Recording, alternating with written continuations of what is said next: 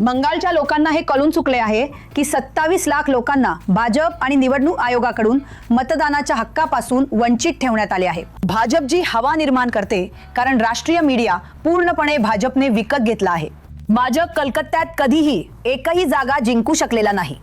आमचं मनोधैर्य खच्ची करण्यासाठी ते प्रत्येक वेळी हेच करतात, जीत रहे है, जीत रहे है, जीत रहे है असं म्हणतात। पण जसं मी म्हणाले, भाजपचा हा आपके बाद 200 पार संवाद 2021 मध्ये फसला। ते तोच फसलेला संवाद घेऊन पुन्हा आले आहेत। तर तुम्हाला माहिती आहे, मला नाही वाटत की बंगालला नमवणं इतकं सोपं आहे। SIR हे एक अत्यंत, जसं तुम्ही पाहिलं आहे, आपण आपल्या लोकशाहीत हे यापूर्वी कधीही पाहिलेलं नाही, जिथे 27 लाख मतदार जे वैध मतदार आहेत, ज्यांनी मागील निवडणुकांमध्ये मतदान केलं आहे, जे या देशाचे नागरिक आहेत, ज्यांची नावं 2002च्या मतदार याद्यांमध्ये नोंदवलेली आहेत, जे तार्किक विसंगती प्रक्रियेचा भाग म्हणून घेण्यात आलेल्या सुनावण्यांमध्ये उत्तीर्ण झाले आहेत आणि आता अचानक त्यांच्याकडे कोणताही उपाय उरलेला नाही, कारण ज्या न्यायाधिकरणांकडे त्यांनी दाद मागायची आहे ती स्थापन सुद्धा करण्यात आलेली नाहीत। तर ही सर्वात, मी म्हणेन की ही लोकशाहीची थट्टा आहे। संपूर्ण भारताने हे पाहिलं आहे आणि संपूर्ण बंगालने हे पाहिलं आहे। तर ही अशी गोष्ट नाही जी फक्त आमच्या पक्षाशी संबंधित आहे, ही बंगालच्या लोकांशी संबंधित आहे। बंगालच्या लोकांना हे कळून चुकले आहे की 27 लाख लोकांना भाजप आणि निवडणूक आयोगाकडून मतदानाच्या हक्कापासून वंचित ठेवण्यात आले आहे। आणि तुम्हाला माहिती आहे, लोक त्यांना जे करायचं आहे ते करतील, ते सत्य पाहू शकतात। पण एक सर्वसाधारण मत आहे सर की TMCला फटका बसत आहे। तर हा सर्वसाधारण समज दुर्दैवाने पुढे नेला गेला आहे, तयार केला गेला आहे अशा लोकांकडून ज्यांचा IQ 1 अंकी आहे। तो तयार केला गेला आहे अमित शहा सारख्या लोकांकडून, गणेश कुमार सारख्या लोकांकडून आणि ट्रोल आर्मी आणि त्यांच्या तथाकथित रणनीतिकारांसारख्या लोकांकडून, जे प्रत्येक वेळी बंगालबद्दल चुकतात। तर ते आमचं मनोधैर्य खच्ची करण्यासाठी हे प्रत्येक वेळी करतात, हे सांगण्यासाठी ही जीत रहे है, जीत रहे है, जीत रहे है। पण जसं मी म्हणाले, भाजपचा हा आपके बाद 200 पार डायलॉग 2021 मध्ये फ्लॉप झाला। ते पुन्हा त्याच फ्लॉप झालेल्या डायलॉगसह परत आले आहेत। तर आम्हाला याची सवय आहे, आम्ही हे प्रत्येक वेळी ऐकतो।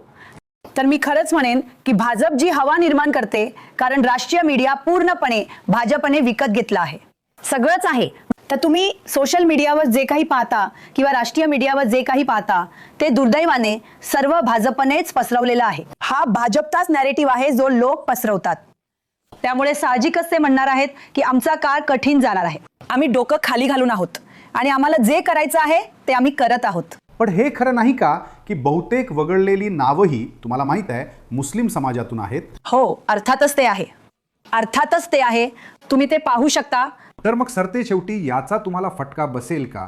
नाही, किंवा तुम्हाला असं का वाटतं की फक्त मुस्लिम्स आम्हाला मत देतात? तुम्हाला असं का वाटतं की बंगालमध्ये बेकायदेशीर मुस्लिम भरलेले आहेत आणि ममता बॅनर्जी फक्त गंड येतात? ही एक नंबरची सर्वात मोठी बागुलबुवा आणि सर्वात मोठं खोटं कथन आहे जे सध्या सुरू आहे, बरोबर? ममता बॅनर्जी सत्तेत आल्या नसत्या। किती आहेत? अशा 100 जागा असतील जिथे मुस्लिम मतांना महत्व आहे आणि आम्ही किती 217 जागा जिंकून सत्तेत येतो। मग बाकीच्या जागांवर काय होतं? बाकीच्या जागांवर काय होतं? जर तुम्ही हावडा, हुगळी, दक्षिण 24, उत्तर 24 या जिल्ह्यांकडे पाहिलं तर तिथे TMCला साधारणपणे 95% जागा मिळाल्या आहेत। तर मग जर भाजप इतकी मजबूत असती, कलकत्त्याबद्दल ते बोलतच राहतात नाही का? कलकत्ता म्हणजे सगळे मोठे बौद्धिक अभिजन आणि बाकी सगळे। भाजपला कलकत्त्यात आजपर्यंत एकही जागा जिंकता आलेली नाही। 2021च्या तुलनेत ही निवडणूक कशी आहे? किती कठीण आहे? ती खूप जास्त, बघा, प्रत्येक निवडणूक कठीणच असते। मी ते जो शब्द वापरेन तो आहे अन्यायकारक। ही खूप जास्त अन्यायकारक निवडणूक आहे, कारण पहिल्यांदाच संपूर्ण भारत पाहत आहे की तुमच्याकडे भाजप आहे जे कधीच सरळ मार्गी खेळत नाहीत, ते तसंही कधी क्रिकेट खेळत नाहीत। पण तुमच्याकडे निवडणूक आयोग आहे, म्हणजे एका बाजूला त्यांच्याकडे अंमलबजावणी संचालनालय आहे आणि एका बाजूला त्यांच्याकडे निवडणूक आयोग आहे। तर एका बाजूला ED, एका बाजूला ECI आणि ते दोघेही भाजपचे डावे आणि उजवे हात आहेत। आणि अशा प्रकारे ते, तुम्हाला माहितीये, बंगालचा गळा दाबत आहेत। पण 2021 मध्ये हे चाललं नाही। म्हणजे माझ्याकडे बघा, 2024 मध्ये त्यांनी मला निष्कासित केलं, त्यांनी ईडी लावली, त्यांनी CBI लावली. त्यांना वाटलं की ते मला पाडतील. या जागेने मला आधीच्या वेळे इतक्याच फरकाने पुन्हा निवडून दिलं. तर तुम्हाला माहिती आहे, मला वाटत नाही की बंगालला हरवणं इतकं सोपं आहे. पण तुम्हाला असं वाटत नाही का की म्हणजे खूप सत्ताविरोधी भावना सुद्धा आहे? 15 वर्षानंतर काही प्रमाणात सत्ताविरोधी भावना असणं तर्कसंगत असेल. अर्थातच ती असेल. पण जर तुम्ही TMCची सगळी अपयश मांडलीत, TMC यात बरीच कुशल आहे आणि मुख्यमंत्री यात खूप कुशल आहेत की जेव्हा आमच्या लक्षात येतं की आम्ही इथे कमी पडत आहोत तेव्हा त्याला हाताळण्यात. त्यामुळे आम्ही खूप ओझं साठू देत नाही. त्यामुळे जर एखादी समस्या असेल आणि त्याबद्दल आम्हाला सूचित केलं गेलं तर आम्ही ती लवकरात लवकर सोडवण्याचा प्रयत्न करतो. त्यामुळे असं नाहीये की आम्ही या निवडणुकीला 200 मुद्दे साठवून सामोरे जात आहोत ज्यावर आम्ही काहीही केलेलं नाही. आम्हाला याची जाणीव आहे. आम्ही ते दुरुस्त केलं. हो, समस्या असतील. कोणत्याही सरकारला 15 वर्षानंतर समस्या येणारच. पण मोठं असं काही साचलेलं ओझं नाहीये. मोठा साचलेला राग नाही, मोठा साचलेला द्वेष नाही, तसं काहीही नाहीये. आणि जेव्हा तुमच्याकडे 21 तारीख असते, ही संपूर्ण SIR प्रक्रिया जिथे वैध मतदारांना इतका त्रास आणि अपमान सहन करावा लागत होता, तुम्हाला माहिती आहे, बाकी सर्व काही फिके पडते. जेव्हा गुजरातमध्ये, हरियाणामध्ये, मध्य प्रदेशात, ओडिसामध्ये बंगाली लोकांना रोहिंग्या म्हटले जाते, बांगलादेशी म्हटले जाते, त्यांना अपशब्द म्हटले जातात, शिवीगाळ केली जाते, त्यांच्या भाषेला बांगलादेशी भाषा म्हटले जाते, तेव्हा ते बंगाली लोकांना एकत्र आणते. जे ममता विरोधी होते ते सुद्धा एकत्र येऊन असे म्हणत आहेत की आम्हाला ममता आवडत नसतील, पण त्या आमच्यापैकीच एक आहेत. यावेळच्या TMCच्या प्रचाराचे 3+ आणि 3- काय आहेत? मी आमच्या पक्षाची 3 सामर्थ्य सांगेन जी नेहमीच आमची सामर्थ्य राहिली आहेत. तर आम्ही एक तळागाळातून वर आलेला पक्ष आहोत. आम्ही वरून खाली आदेश देणारा पक्ष नाही आहोत.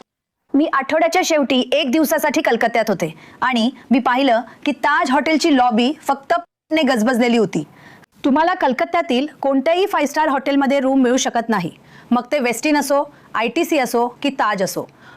सर्व काही इतर राज्यातील भाजप नेत्यांनी आणि सोपर्सकडून ताब्यात घेतले आहे. तर आणि ते ताज बंगालच्या लॉबीमध्ये बसले आहेत आणि म्हणत आहेत, हम बंगाल जीत रहे हैं, हम बंगाल जीत रहे हैं. आणि जेव्हा लोक त्यांच्या हवावर विश्वास ठेवतात तेव्हा दुसऱ्या राज्यातील सर्वात छोटा नेताही म्हणतो, अरे जीत रहे हो, अरे जीत रहे हो, हम भी चले आते हैं. तर त्यांचे 10 चमचे सुद्धा सोबत येत आहेत. तर आमच्या प्रचाराचा सर्वात मजबूत भाग हा आहे की आम्ही एक तळागाळातील पक्ष आहोत आणि आमचा प्रचार खूप तळागाळातील आहे. तो दारोदारी आहे. आमच्या इतकं आमचं क्षेत्र कोणीच ओळखत नाही.